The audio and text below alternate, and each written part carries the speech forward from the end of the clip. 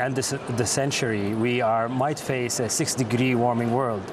There is a wide scientific view that a 4-degree world will mean the collapse of human civilization.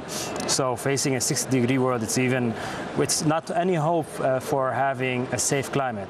If we don't do rapid action in the coming 5 to 7 years, we're not going to meet our 2-degree target and come closer to a 4-degree. 2 degrees Celsius. 2 degrees Celsius, exactly, and come closer to the 4-degree, which is the collapse of human civilization. So it's obviously every year the COP is going to be more urgent. Why? Because of the scientific fact that we're coming closer to the dangerous levels that can mean catastrophic impacts on global economy and global communities. Being here in Qatar, we think it is very valuable because we cannot rely on the developed countries. They are the primary reason that we have this crisis, but we cannot put all our eggs in one basket. Unfortunately, we are starting to feel failure from reliance on the US and other countries. That's why all countries have to pitch in, including the countries of the region. They have a lot of wells, they have high emissions. It doesn't matter where they are. What is important, where they are planning to be. That's why the Arab civil society are demanding leadership from this region.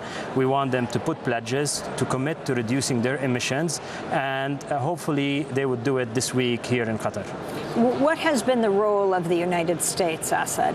Clearly the most powerful country when it comes to these negotiations and the past ones. Well, unfortunately, the United States has played a very, very destructive role here in the climate talks. Not only has it been a block on seeing any progress from itself in terms of its domestic emissions reductions, but what it's actually managed to do here is drag other countries like New Zealand, Japan and Russia to join it in a race to the bottom. And that has not only taken away the urgency of action from the rich developed countries, who after all have contributed 75% of the greenhouse gases that we see in the atmosphere and are primarily responsible both legally and morally for tackling the climate crisis and providing the climate finance for poorer countries to be able to transition away from using dirty fossil fuels, but also deal with the impacts of climate change. Unfortunately, the United States hopes that inaction, deregulation of tackling climate crisis is the way forward. But as we seen from Hurricane Sandy in the United States, whilst politicians may hope that they can ignore the climate isn't ignoring us and it isn't ignoring humanity. So what we've seen here in terms of the United States is not only just a lack of leadership, but actually the wrong kind of leadership, a very destructive kind of leadership.